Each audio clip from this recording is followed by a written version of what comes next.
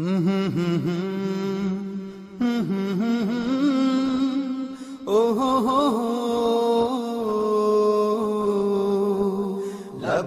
اللهم لبيك لبيك لا شريك لك لبيك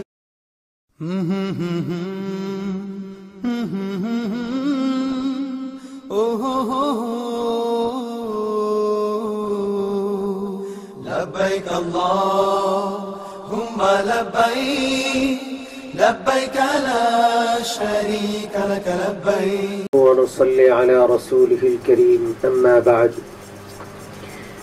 فأعوذ بالله من الشيطان الرجيم بسم الله الرحمن الرحيم يا أيها الذين آمنوا أطيعوا الله وأطيعوا الرسول وأولي الأمر منكم فإن تنازعتم في شيء فردوه إلى الله والرسول إن كنتم تؤمنون بالله واليوم الآخر ذلك خير وأحسن تأويلا وقال النبي صلى الله عليه وسلم إني لا أدري ما بقائي فيكم فاقتدوا بالذين بعدي أبي بكر وعمر أو كما قال عليه الصلاة والسلام সম্মানিত দর্শক ও শ্রোতাবৃন্দ, আজকে আমাদের আলোচনার বিষয়বস্তু হলো আমরা কেন মাযহাব মানি, মাযহাব মানতে হয় কেন, এর প্রয়োজনীয়তা কোথায়। এই বিষয়টা নিয়ে আগে কখনো আলোচনার প্রয়োজন দেখা দেয়নি।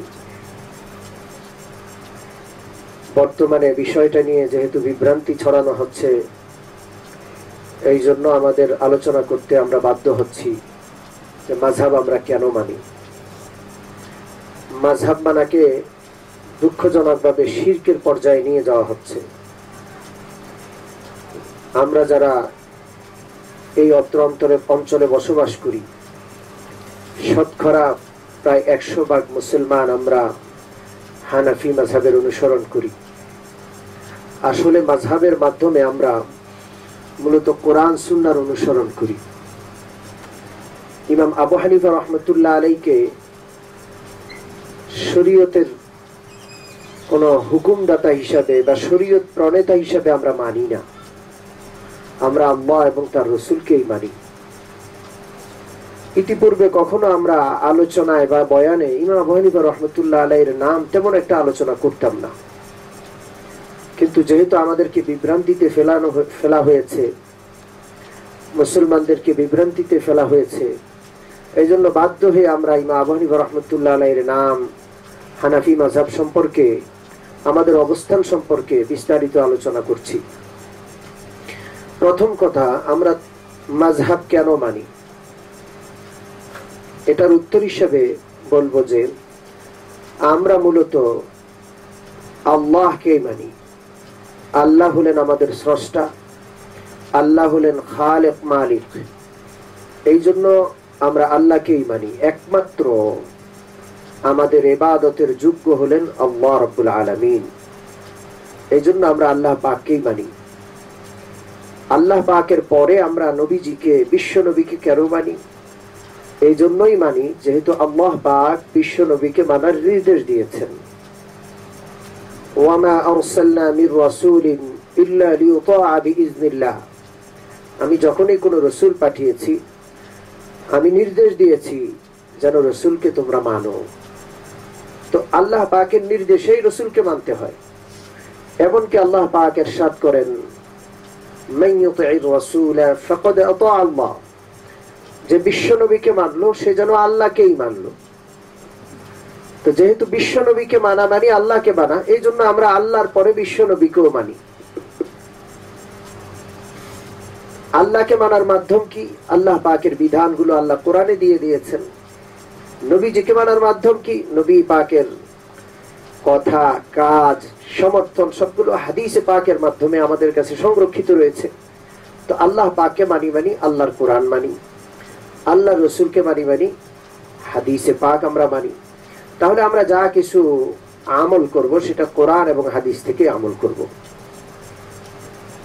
এখন আসেন, হালাল হারাম, বৈধতা অবৈধতা দেওয়ার মালিক একমাত্র আল্লাহ পাক এবং তার রাসূল সাল্লাল্লাহু আলাইহি ওয়াসাল্লাম। এই ছাড়া কাউকে আমরা বৈধতা অবৈধতা দানের মালিক অধিকার আছে বলে আমরা মনে করি না। কিন্তু কোরআন হাদিসের সব বিধান স্পষ্ট নয়। কোরআন হাদিসের যে বিধানগুলো স্পষ্ট, সেগুলোর ক্ষেত্রে অন্য কাউকে আমরা মাধ্যম মানি না, কোনো মাযহাবের প্রয়োজন নাই সেখানে। যেমন আল্লাহ পাক বলেছেন আকিমুস সালাত, নামাজ কায়েম করো। নামাজের ব্যাপারে, নামাজ কায়েমের ব্যাপারে কোনো মাধ্যম নাই, কোনো মাযহাব নাই, সবার নজদিক নামাজ ফরজ। আতুজ যাকাত, যাকাত সকলের নিকট ফরজ। হজের ব্যাপারে আল্লাহ পাক যে আয়াত বলেছেন আতিমুল হজ্জ ওয়াল উমরাতা লিল্লাহ, হজের ব্যাপারে সবার একই মত। এইভাবে ওয়ালা ইয়াগতাব বা'দুকুম বা'দা, কেউ কারো গীবত করো না, এই ব্যাপারে সকলে একমত। ওয়ালা তাকরাবুজ জিনা, জিনার কাছেও যেও না, এই ব্যাপারেও সকলে একমত। যেই সকল বিষয়গুলো কোরআনে পাক কিংবা হাদিসে পাকে স্পষ্ট আলোচনা আছে, সেগুলোতে আমরা অন্য কাউকে মধ্যস্থতা আনতে রাজি না। কিন্তু কোরআনে পাক এবং হাদিসে পাকে যেই সকল বিষয় অস্পষ্ট, স্পষ্ট না, অথবা যেই সকল বিষয়গুলো কোরআনে পাক এবং হাদিসে পাকে বিরোধপূর্ণ, বাহ্যিকভাবে বিরোধপূর্ণ মনে হয়, সত্যিকার অর্থে কোরআনে পাকে এবং হাদিসে পাকে বিরোধপূর্ণ কোনো বিষয় নাই। আল্লাহ পাকের দ্ব্যর্থহীন ঘোষণা, ওয়ালাউ কানা মিন ইনদি গায়রিল্লাহি লাওয়াজাদু ফীহি ইখতিলাফান কাসীরা। এই শরীয়ত যদি আল্লাহ পাকের পক্ষ থেকে না এসে অন্য কারো পক্ষ থেকে আসতো, তাহলে এর মধ্যে অনেক বিরোধ তারা খুঁজে পেত। যেহেতু আল্লাহ পাকের পক্ষ থেকে এসেছে, অতএব এখানে কোনো বিরোধ নাই। এরপরেও আমরা কোনো কোনো জায়গায় বিরোধ পাই, সেটা হলো বাহ্যিক বিরোধ। আমাদের জ্ঞান কম, আমাদের ইলম কম, বিদ্যা বুদ্ধি কম, এই জন্য আমাদের কাছে দেখতে বাহ্যিকভাবে বিরোধপূর্ণ বলে মনে হয়, কিন্তু আসলে সেটা বিরোধপূর্ণ নয়। তাহলে আমি বলছিলাম, কোরআনে পাকের যে সকল বিধান স্পষ্ট, সেই সকল ক্ষেত্রে আমরা কাউকে মধ্যস্থতায় আনি না, সকলে একমত। কিন্তু যেই সকল বিষয়গুলো অস্পষ্ট কিংবা বিরোধপূর্ণ, কিংবা যেই সকল বিষয় কোরআনে পাকে সমাধান আমরা খুঁজে পাই না, হাদিসে পাকে সমাধান আমরা খুঁজে পাই না, মূলত সমাধান নাই বলা হয় নাই, সমাধান খুঁজে পাই না। কোরআনে পাকে এবং হাদিসে পাকে কিয়ামত পর্যন্ত আগত সমস্ত সমস্যার সমাধান আছে, কিন্তু আমরা আমাদের ইলমের কমের কারণে, আমাদের বিদ্যা বুদ্ধির কমের কারণে আমরা খুঁজে পাই না। নাই নয়, আছে, কিন্তু খুঁজে পাই না। যেমন কারো পকেটে, আমি দাবি করলাম আমার পকেটে ধুলা নাই, আসলে ধুলা আমি পাইও না, হাত দিয়ে এমনি ইয়ে করলে ধুলা নাই, তাই বলে ধুলা নাই নয়, এক দুইটা ধুলা কিন্তু আছে। তো কোরআনে পাকে কোনো বিষয়ের সমাধান আমরা পাই না। আসলে পাই না কেন? আমাদের সেই রকমের বিদ্যা বুদ্ধি জ্ঞান নাই বলে। না হয় কোরআনে পাকে কিন্তু সব বিষয়ের সমাধান আছে, যেটা সূক্ষ্ম দৃষ্টিতে মুস্তাহিদের দৃষ্টি লাগবে। অনেক জিনিস সরাসরি চোখে দেখা যায় না, দূরবীন বা দূরবীক্ষণ যন্ত্র দিয়ে সেটা অনুমান করা যায়, দেখা যায়। তো সেই চোখ সাধারণ মানুষের নাই, সেই চোখ আছে মুস্তাহিদিনের, যারা গবেষক, কোরআনে পাক নিয়ে, হাদিসে পাক নিয়ে জিন্দেগি পার করে দিয়েছে। তাহলে কোরআনে পাকের সব বিষয় স্পষ্ট নয়, কিছু কিছু বিষয় অস্পষ্ট আছে, কিছু কিছু বিষয় বিরোধপূর্ণ রয়েছে বাহ্যিকভাবে, আর কিছু কিছু বিষয় সরাসরি কোরআনে পাকে এর সমাধান বা হাদিসে পাকে খুঁজে পাওয়া যায় না। এই তিন প্রকারের বিষয়গুলোতে আমরা কোরআনে পাক এবং হাদিসে পাকের সমাধান, প্রকৃত সমাধান বের করতে মুস্তাহিদিন যারা রয়েছেন, গবেষক বৃন্দ যারা রয়েছেন, শরীয়ত বিশেষজ্ঞ যারা রয়েছেন, তাদের দ্বারস্থ হতে হয়, তাদের ধর্ণা দিতে হয়। এই তিন বিষয়ে যার ধর্ণা আমি দিলাম, যার ব্যাখ্যাটা আমি মানলাম, তার মাযহাবটাই আমি মানলাম, ওই ব্যাখ্যাটাই হইল মাযহাব। ওই ব্যাখ্যাটা আমি মানলাম, আমি হইলাম মুকাল্লিদ, অনুসরণকারী। আর যার ব্যাখ্যাটা মানলাম, উনি হলেন ইমাম, আমার অনুসরণীয় ব্যক্তি।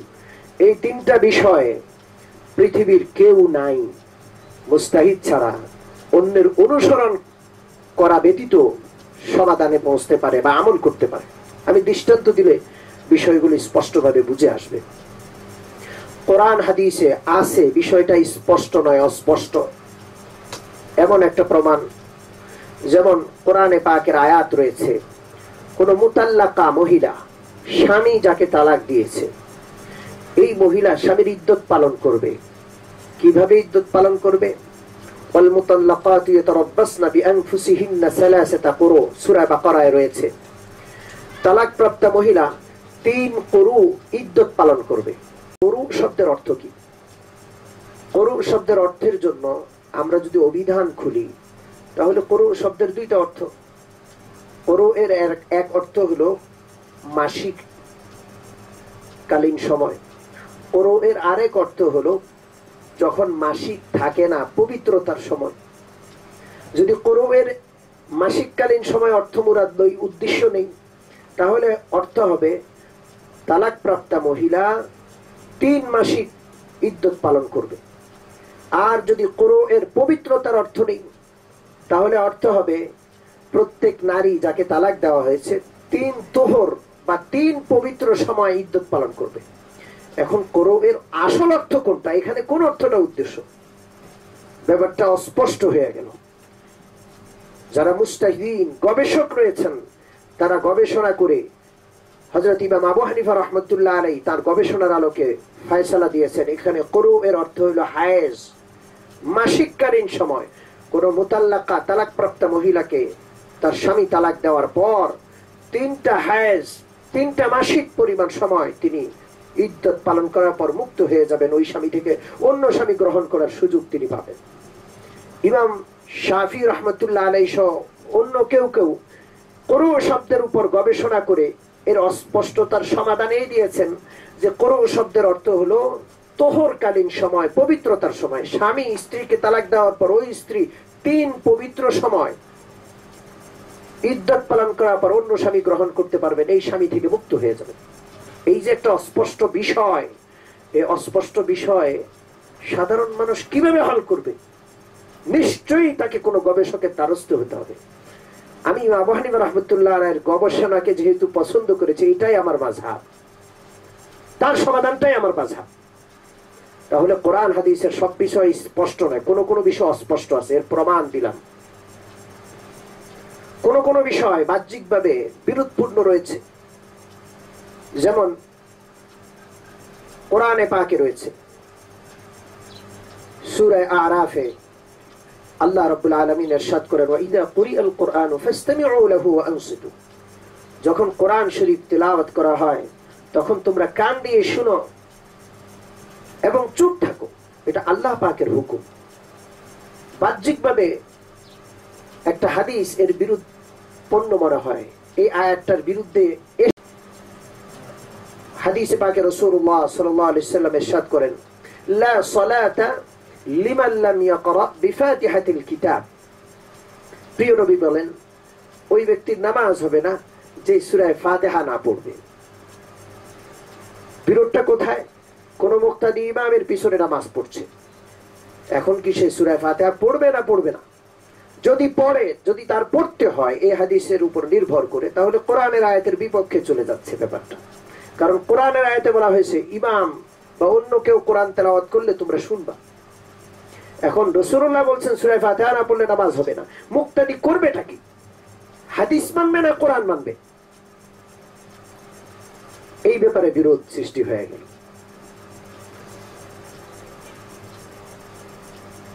এখন এর সমাধান কি হবে?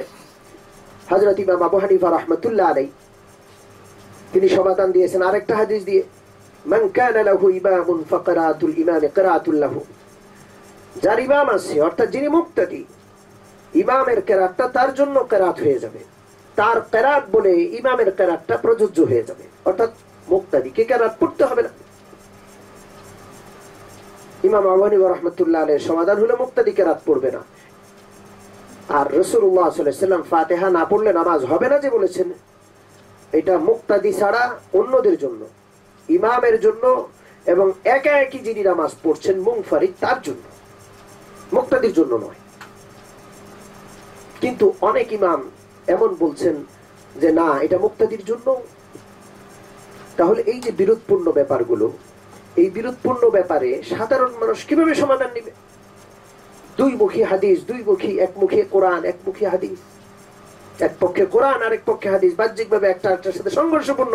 এই সংঘর্ষপূর্ণ অবস্থায় সমাধানের জন্য অবশ্যই কোনো আলেম গবেষকের দ্বারস্থ আমাদের হতেই হবে, এছাড়া উপায় নাই।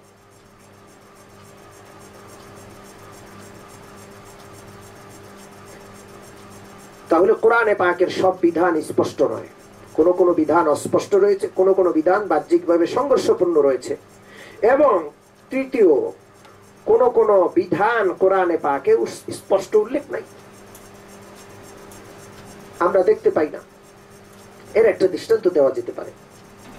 হাদিসে পাকে স্পষ্ট উল্লেখ রয়েছে, মহিলারা নামাজ পড়ার সময় মহিলাদের মুখমণ্ডল এবং হাতের কবজি পর্যন্ত খোলা রাখার অনুমোদন আছে, কিন্তু পায়ের পাতাটা খোলা থাকবে কি থাকবে না এই ব্যাপারে হাদিসে পাকে স্পষ্ট কোথাও নাই। এর সমাধান কি? পায়ের পাতা খোলা রাখলে নামাজ হবে কি হবে না? এই ব্যাপারে কোথাও শরীয়তের স্পষ্ট উল্লেখ নাই। উলামায়ে কেরাম গবেষণা করেছেন, মুখমণ্ডল খোলা রাখার অনুমোদন, হাতের কবজি পর্যন্ত খোলা রাখার অনুমোদন যেই জরুরত বা প্রয়োজনের কারণে দেওয়া হয়েছে, সেই প্রয়োজনটা পায়ের পাতাতেও আছে বিধায়, সেই প্রয়োজনটা পায়ের পাতাতেও আছে বিধায়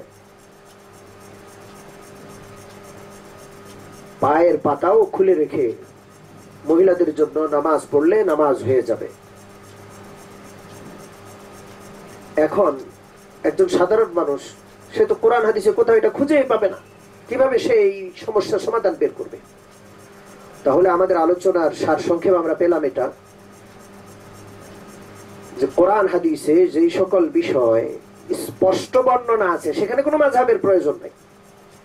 যেই সকল বিষয় কোরআনে পাক এবং হাদিসে পাকে অস্পষ্টতা আছে কিংবা স্পষ্ট তবে দুইমুখী আয়াত অথবা হাদিস রয়েছে, যেটাকে বাহ্যিকভাবে তাকাইলে মনে হয় যে এই দুইটা সংঘর্ষপূর্ণ, অথবা কোরআন এবং হাদিসে যার সমাধান খুঁজে আমরা পাই না, এই তিনটা ব্যাপারে মাযহাব বা উলামায়ে কেরামের সিদ্ধান্ত, তাদের গবেষণার অনুসরণ করা ছাড়া কোনো উপায় নাই।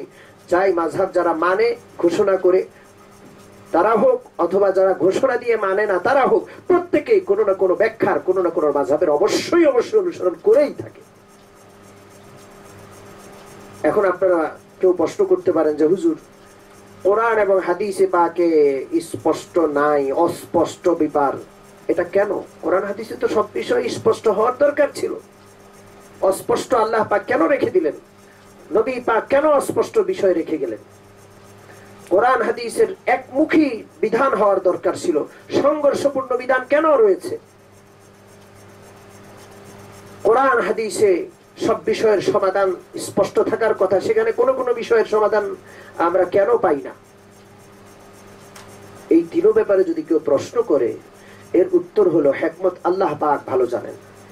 অনেক বিষয় আল্লাহ পাক অস্পষ্ট রেখেছেন, নবী পাক অস্পষ্ট রেখেছেন, অনেক বিষয় বাহ্যিকভাবে বিরোধপূর্ণ এই অবস্থায় রয়ে গেছে, অনেক বিষয় সরাসরি উল্লেখ নাই, সেটা গবেষণা করে আমাদের বের করতে হয়। এর হিকমত আল্লাহ পাকই ভালো জানেন। বাকি এমন বিষয় আছে, যদি কেউ, আমরা চ্যালেঞ্জ দিলাম, যদি কেউ দাবি করে কোরআন হাদিসে কোনো বিষয় অস্পষ্ট নাই, আমাদের কাছে আসুক, আমরা এমন শত শত বিষয় অস্পষ্ট দেখিয়ে দিব।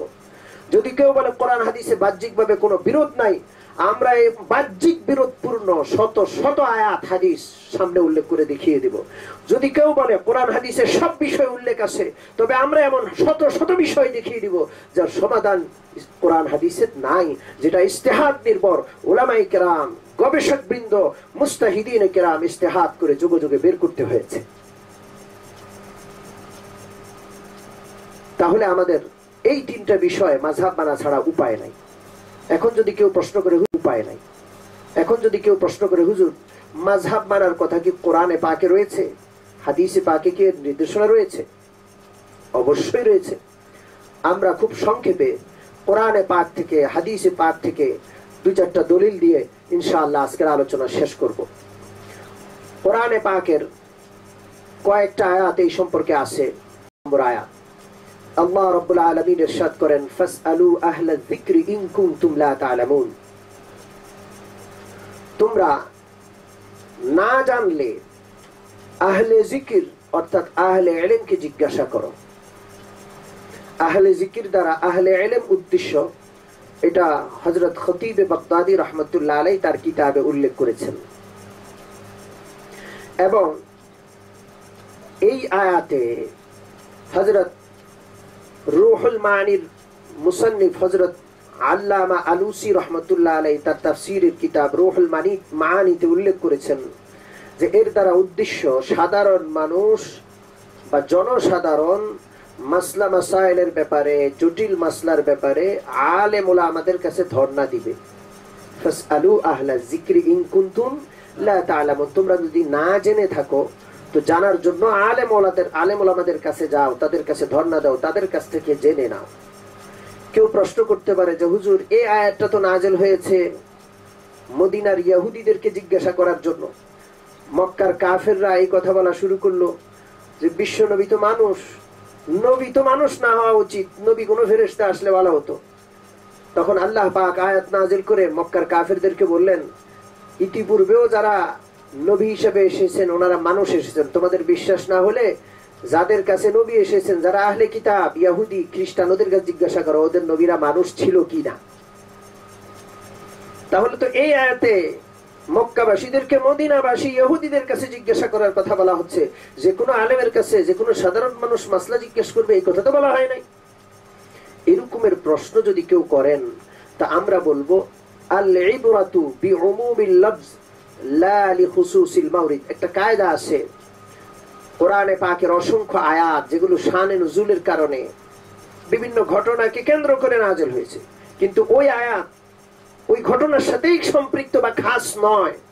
কিয়ামত পর্যন্তের জন্য কোরআনে পাক ওই আয়াতটা কিয়ামত পর্যন্ত যে কোনো বিষয়ে সমাধানের জন্য ওই আয়াতটাকে পেশ করা যাবে, ওই সংশ্লিষ্ট সমাধান। মক্কাবাসীকে আহলে কিতাবদের কাছে জিজ্ঞেস করতে কেন বলা হয়েছে? যেহেতু মক্কাবাসীরা জানে না, নবীরা এই ইতিপূর্বে মক্কা শরীফে নবী আসেন নাই, না জানা বিষয়টা যারা জানে এদের কাছে জিজ্ঞেস করতে বলা হয়েছে। ঠিক তদ্রূপ কিয়ামত পর্যন্ত যারা জানবে না, যাদের ইলমের অভাব রয়েছে, ওনারা জাননেওয়ালা যুগ শ্রেষ্ঠ আলেমদের কাছ থেকে ধর্ণা দিয়ে মাসলা জেনে নেবে। কোরআনে পাকের আয়াত দিয়ে আমি প্রথম দলিল দিলাম। দ্বিতীয় দলিল, কোরআনে পাকে সূরা নিসার 59 নম্বর আয়াত, আল্লাহ রাব্বুল আলামিন ইরশাদ করেন, ইয়া আইয়ুহাল্লাযীনা আমানু আতিউল্লাহ ওয়া আতিউর রাসূল ওয়া উলিল আমরি মিনকুম। হে ঈমানদার বান্দারা, তোমরা আল্লাহকে মানো, আল্লাহর রাসূলকে মানো, ওয়া উলিল আমরি মিনকুম, এবং তোমাদের আলেম ওলামাদেরকে মানো। ফাইন তানাযাতুম ফি শাইইন, কোন ব্যাপারে তোমরা যদি মতবিরোধের সম্মুখীন হও, আলেম ওলামারা তখন কি করবে? ফারুদ্দুহু ইলাল্লাহি ওয়ার রাসূল, তখন তারা কোরআন এবং হাদিসের উপর গবেষণা করে সেই মতবিরোধের সমাধান বের করবে। তাহলে আমাদেরকে এই আয়াতে বলা হয়েছে আল্লাহকে মানতে, আতিউল্লাহ, আতিউর রাসূল, রাসূলকে মানতে, ওয়া উলিল আমর, উলিল আমরকে মানতে বলা হয়েছে। উলিল আমর কারা? উলিল আমর হলেন ফকিহ, মুজতাহিদ, শরীয়তের ব্যাপারে বিশেষ জ্ঞান যাদের আছে, মুজতাহিদ গবেষক যারা আছেন, তারা হলেন উলিল আমর। আমি বলছি না, হযরত আব্দুল্লাহ ইবনে আব্বাস রাদিয়াল্লাহু তাআলা আনহু যিনি রাইসুল মুফাসসিরিন, হযরত জাবির ইবনে আব্দুল্লাহ রাদিয়াল্লাহু তাআলা আনহু যিনি সাহাবী, হযরত মুজাহিদ রাহমাতুল্লাহ আলাইহি, আতা ইবনে আবি রাবাহ, আতা ইবনে রাবাহ, আতা ইবনে সাইব, হাসান বসরি, আবুল আলিয়া, এই সমস্ত বড় বড় মুফাসসিরিন উলুল আমর দ্বারা ওলামাদেরকে বুঝিয়েছেন। যেমন নাকি ইবনে কাসিরের প্রথম খণ্ডের 530 নম্বর পৃষ্ঠা এই আয়াতের ব্যাখ্যায় আল্লামা ইবনে কাসির রাহমাতুল্লাহ আলাইহি এই মুফাসসিরিনদের এই বিষয়টা উল্লেখ করেছেন।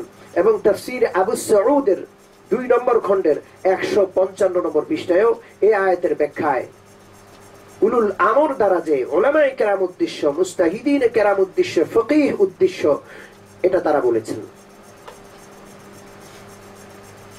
এখন কেউ প্রশ্ন করতে পারে, যদি বিরোধ হয়, আয়াতের শেষে তো আছে ফাইন তানাজাতুম ফি শাইইন ফারুদ্দুহু ইলাল্লাহি ওয়ার রাসূল, তোমরা যদি আপোষে তোমাদের মতবিরোধ দেখা দেয় তাহলে আল্লাহ আল্লাহ রসুলের দিকে রুজু করো, অর্থাৎ কোরআন হাদিস দেখো।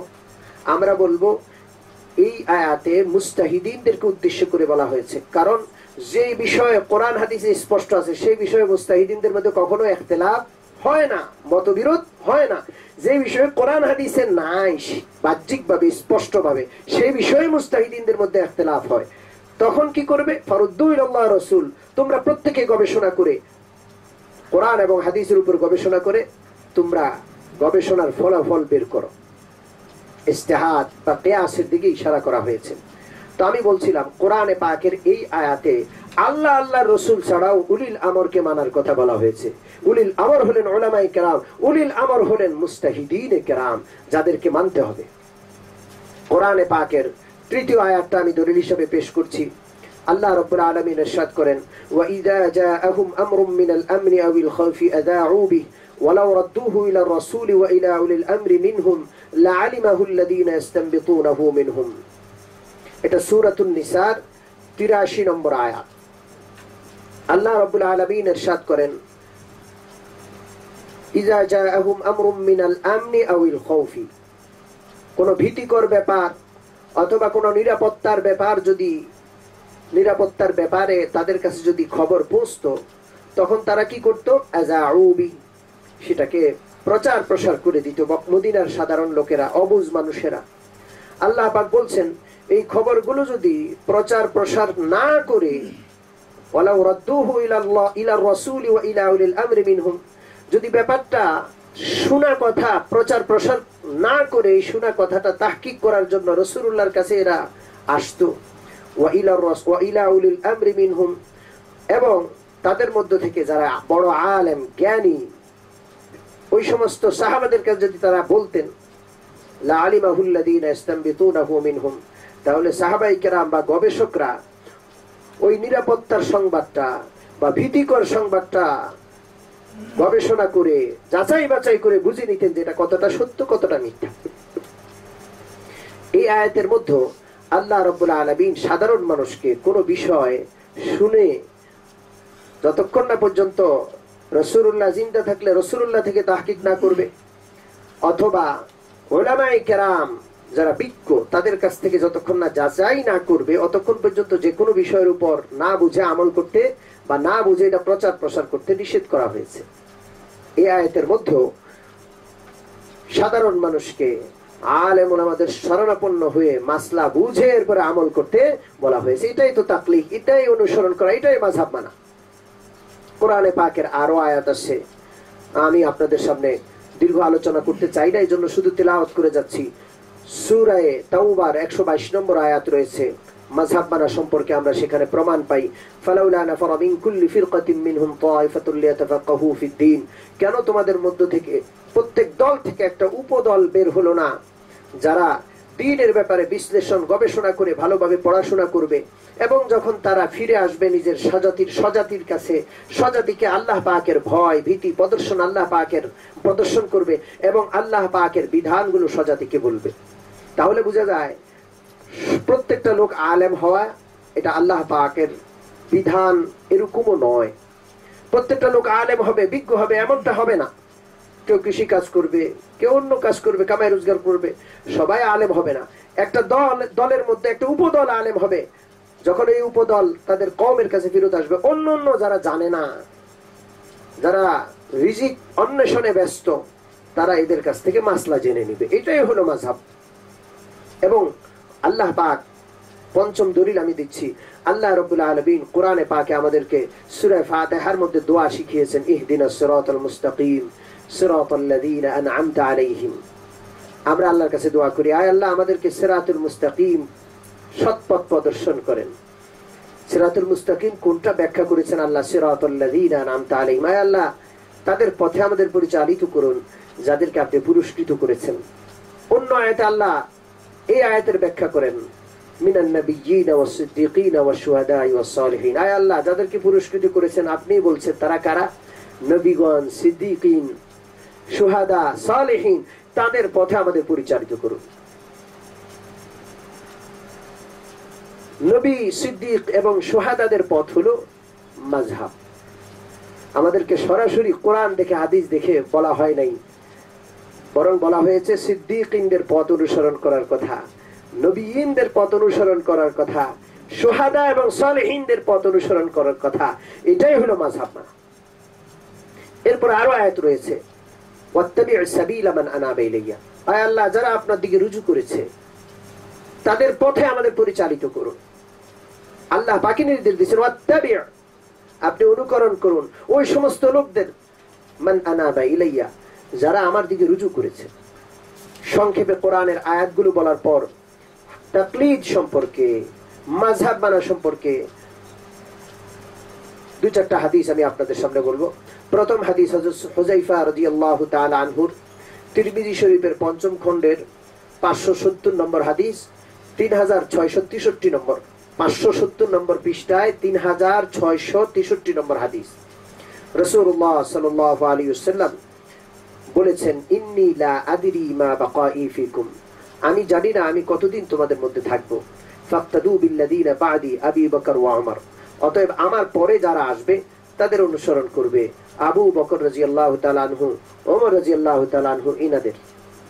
রাসূলুল্লাহর পরে তাহলে বুঝে যায় আবু বকরের অনুসরণ করতে হবে, হযরত ওমরেরও অনুসরণ করতে হবে। হযরত ওমর আর আবু বকরই তো শেষ না, এরপরে তো 1400 বছর পার হয়ে গেছে। তাহলে তাদের অনুসরণ যারা করবে, সাধারণ উম্মত, ওই সমস্ত ব্যক্তিবর্গেরও কি করবে? অনুসরণ করবে। এরপর আরেকটা হাদিস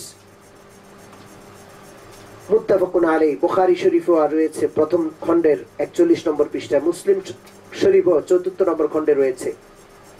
عن عبد الله بن عمرو بن العاص رضي الله عنه قال سمعت رسول الله صلى الله عليه وسلم يقول إن الله لا يقبض العلم انتزاعا ينتزعه من العباد ولكن يقبض العلم بقبض العلماء حتى إذا لم يبقى عالما اتخذ الناس رؤساء جهالا فسألوا فأفتوا بغير علم فضلوا وأضلوا। বিশ্বনবী সাল্লাল্লাহু আলাইহি ওয়াসাল্লাম ইরশাদ করেন, আল্লাহ পাক ইলমকে ছিনিয়ে নেবেন একেবারে ছিনিয়ে নেওয়ার মতো, এমন নয়। বান্দাদের থেকে ফুট করে আল্লাহ তাআলা ছিনিয়ে নেবেন সমস্ত ইলম, এমনটা হবে না। বরং আল্লাহ পাক ধীরে ধীরে ইলমকে ছিনিয়ে নেবেন। কিভাবে? আল্লাহ পাক ওলামাদেরকে আস্তে আস্তে করে উঠিয়ে নেবেন, ওলামাদের ইন্তেকাল হয়ে যাবে। ফলে এমন একটা অবস্থা দাঁড়াবে যখন আর আলেম খুঁজে পাওয়া যাবে না, আলেমের সংখ্যা কমে যাবে, আর সাধারণ মানুষ জাহেলদেরকে নিজেদের নেতা বানিয়ে নিবে। ওই জাহেলরা, মুখ্য লোকেরা, মানুষ যখন জিজ্ঞাসা করবে, জাহেলরা না জানা সত্ত্বেও মানুষের জিজ্ঞাসার উত্তর দিবে, না জেনেও ফতোয়া দিবে। ফাদাল্লু আদাল্লু। আল্লাহ রাসূল সাল্লাল্লাহু আলাইহি ওয়াসাল্লাম বলেন যে তারা নিজেরাও পথহারা হবে, অন্যদেরকেও পথহারা করবে। তাহলে বোঝা যায় যারা জাহেল, অজ্ঞ, তাদের ফতোয়া দেওয়া, শরীয়ত সম্পর্কে কোনো কথা বলার অধিকার নাই। যদি বলে তারা নিজেরাও পথহারাবে, অন্যদেরও পথহারা করবে। শরীয়তের বিষয়ে একমাত্র ফতোয়া দিবে, জানাবে, মানুষের জিজ্ঞাসার জবাব দিবে উলামায়ে কেরাম। এটাও তাকলিদের প্রমাণ বহন করে যে সাধারণ মানুষ যারা জানে না, ওনারা আলেম থেকেই জানবে, যারা আলেম নয় তাদের কাছ থেকে জানবে না। যদি জানতে যায় তাহলে নিজেরাও পথহারাবে, অন্যদেরও পথহারা করবে। ৩ নম্বর হাদিস, জনাবে রাসূলুল্লাহ সাল্লাল্লাহু আলাইহি ওয়াসাল্লাম সাহাবাদেরকে বললেন, ইতাম্মু বি ওয়ালিয়াতাম্মা বিকুম মান বা'দাকুম, মুত্তাফাকুন আলাইহি, বুখারী মুসলিমের হাদিস। প্রিয় নবী ইরশাদ করেন, তোমরা আমার অনুকরণ করো এবং ওয়ালিয়াতাম্মা বিকুম মান বা'দাকুম, তোমাদের অনুসরণ করবে যারা তোমাদের পরে আসবে। তাহলে নবীজির জীবদ্দশায় নবীজিদের অনুসরণ করতে হবে। নবীজির ইন্তেকালের পর নবীজি সাহাবীদেরকে পরবর্তীরা অনুসরণ করবে। ঠিক তদ্রূপ যারা নবীজির সাহাবীর তরিকা অনুযায়ী চলবে, পরবর্তী ওলারা তাবেঈন তাদেরকে অনুসরণ করবে। তাহলে বোঝা যায় যে অনুসরণের ব্যাপারটা রয়েছে উম্মতের মধ্যে। হযরত আল্লামা ইবনে হাজার আসকালানী রাহমাতুল্লাহ আলাইহি তার বিশ্ববিখ্যাত কিতাব বুখারী শরীফের শরহ ফাথুল বারীতে তিনি লেখেন এই হাদিসের ব্যাখ্যায়, قيل معناه تعلموا مني أحكام الشريعة وليتعلم منكم التابعون بعدكم ওয়াকাযা আতবাউহুম ইলা ইনকিরাজিদ দুনিয়া। আল্লামা ইবনে হাজার আসকালানী রাহমাতুল্লাহ আলাইহি বলেন, এই হাদিসের অর্থ হলো, তোমরা আমার কাছ থেকে শরীয়তের ইলমগুলো শিখে নাও, তোমাদের পরবর্তীরা তোমাদের কাছ থেকে শিখবে, এমনই ভাবে কিয়ামত পর্যন্ত এক আগের ওয়ালাদের কাছ থেকে পরের ওয়ালারা শিখতেই থাকবে, দুনিয়া শেষ হওয়া পর্যন্ত। ফাথুল বারিতে এই ব্যাপারটা রয়েছে। এমনই ভাবে 4 নম্বর হাদিস আমি আপনাদের সামনে পেশ করছি। হযরত জাবের রাদিয়াল্লাহু তাআলা আনহুর হাদিস, আবু দাউদ শরীফের প্রথম খণ্ডে 240 নম্বর পৃষ্ঠা হাদিসটা রয়েছে। হযরত জাবের রাদিয়াল্লাহু তাআলা আনহু বলেন যে আমরা এক সফরে ছিলাম, আমাদের এক সঙ্গী মাথায় পাথরের আঘাত লেগে মাথা ফেটে গেছে। ঘটনাচক্রে রাতের বেলায় তার স্বপ্নদোষ হয়ে গোসল ফরজ। ভোর রাত্রে উঠে ওই রোগী মাথা ফাটা ব্যক্তিটা অন্যদের জিজ্ঞাসা করলো যে আমি তায়াম্মুম করতে পারবো? অন্যরা সবাই বললেন যে না, তুমি তো পানি ব্যবহার করতে পারবে, তায়াম্মুম তোমার জন্য জায়েজ হবে না। ওই লোকটা তায়াম্মুম না করে পানি দিয়ে গোসল করার ফলে ক্ষতস্থানে পানি লেগে তিনি মারা গেলেন। পরবর্তীতে এই ঘটনা যখন রাসূলুল্লাহ সাল্লাল্লাহু আলাইহি ওয়াসাল্লামের কাছে বলা হলো, রাসূলুল্লাহ সাল্লাল্লাহু আলাইহি ওয়াসাল্লাম আফসোস করে বললেন, কাতালুহু কাতালাহুমুল্লাহ, আল্লাহ পাক ওদেরকে হত্যা করুক, ওরা এই লোকটাকে হত্যা করে ফেলেছে। এরপর নবীজি বললেন, আল্লাহ আলা সাআলু ইজা লাম ইয়ালামু ফাইন্নামা শিফাউল আইয়্যিস সুআল। কেন তারা জিজ্ঞাসা করলো না? যেহেতু তারা মাসলা জানে না, মাসলাটা কেন জিজ্ঞাসা না করে আন্দাজে বলে দিল? কারণ জাহালত, অজ্ঞতার চিকিৎসা হইল প্রশ্ন করা। তারা না জেনে একটা ভুল ফতোয়া দেওয়াতে এই লোকটা গোসল করে মারা গেল, অতএব তারাই তাকে হত্যা করলো। তাহলে বোঝা যায় না জেনে কেউ কাউকে মাসলা দেওয়া যাবে না। যারা বিজ্ঞজন, যারা আলেম, যারা ফকিহ, তারাই জেনে বুঝে কোরআন হাদিস সামনে রেখে ফতোয়া দিবেন। সাধারণ মানুষ ফতোয়া দিবে না। এটাও তাকলিদের পক্ষে, মাযহাব মানার পক্ষে একটা দলিল। সাহাবায়ে কেরামও তাকলিদ করেছেন। হযরত ওমর ইবনুল খাত্তাব রাদিয়াল্লাহু তাআলা আনহু জাবিয়া নামক এলাকায় মানুষকে সম্বোধন করে বললেন, ও মানুষ সকল, মান আরাদা আন ইয়াসাল আনিল কোরআন, যে ব্যক্তি কোরআন সম্পর্কে কোনো বিষয় জিজ্ঞাসা করবা, উবাই ইবনে কাবের কাছে গিয়ে জিজ্ঞাসা করবে। আর যে ব্যক্তি ফরায়েজ সম্পর্কে, তরকা সম্পত্তি কিভাবে বন্টন হবে সেই সম্পর্কে কোনো বিষয় জানতে চাও, যায়েদ ইবনে সাবিতের কাছে জিজ্ঞাসা করবে। আর যে ব্যক্তি ফিকহ সম্পর্কে কোনো বিষয় জানতে চাও, হযরত মুআজ ইবনে জাবালের কাছে জিজ্ঞাসা করবে। আর যে ব্যক্তি সম্পদ সম্পর্কে কোনো বিষয় জানতে চাও, সে আমার কাছে এসে জিজ্ঞাসা করবা, কারণ আল্লাহ পাক আমাকে সারা দেশের খাদেম বানিয়েছেন, আমি তোমাদের সর্দার, আমি তোমাদের খাদেম। রাদিয়াল্লাহু আনহুম আজমাইন। তা হযরত ওমর রাদিয়াল্লাহু তাআলা বিষয় ভিত্তিক বিশেষজ্ঞের কাছে শরণাপন্ন হওয়ার নির্দেশ দিয়েছেন। এটাই নিয়ম, প্রত্যেক বিষয় বিশেষজ্ঞের শরণাপন্ন হতে হয়। একজন ইঞ্জিনিয়ার যখন তার জ্বর হয়, ডাক্তারের কাছে সে শরণাপন্ন হয়, ডাক্তারের শরণাপন্ন হয়। একজন ইঞ্জিনিয়ার ডাক্তার, সে নিজের বিষয়ে বিজ্ঞ হওয়া সত্ত্বেও আদালতে যখন যায়, তখন সে উকিলের শরণাপন্ন হয়ে আদালতে যায়। এটা সারা বিশ্বের নিয়ম, এটা যৌক্তিক ব্যাপার। একটা মানুষ, সে জীবনেও কোরআন হাদিস পড়ে নাই, আজকে বুখারী শরীফের অনুবাদ পড়ে আলেম উলামা সবাইকে পাশ কাটিয়ে বড় বড় ফতোয়া দিয়ে বসছে। এটা তো দ্বীনের অধঃপতনের একটা সময়ের কথা। আল্লাহ পাক আমাদের সকলকে এই বিষয়ে সতর্কতা অবলম্বন করার, উলামায়ে কেরামের সাথে পরামর্শ করে মাযহাবের ব্যাপারে আরো কোনো প্রশ্ন থাকলে তাদের ধারণা দিয়ে এই সমস্ত বিষয়, সংশয়, সন্দেহ দূর করে মাযহাবের অনুসরণ করে ভ্রান্তির পথ থেকে, ভ্রান্তিতা থেকে আল্লাহ পাক আমাদের সকলকে বেঁচে থাকার, দূরে থাকার তৌফিক দান করেন। আজকের আলোচনা এই পর্যন্তই। আল্লাহ পাক আমাদের সকলকে আমল করার, বুঝার তৌফিক দান করেন। আমিন। ওয়া আখিরু দাওয়ানা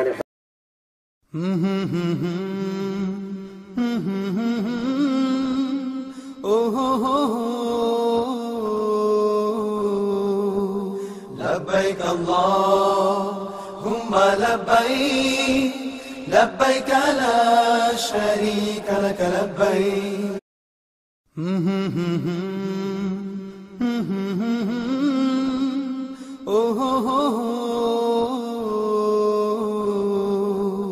لبيك اللهم لبيك لبيك لا شريك لك لبيك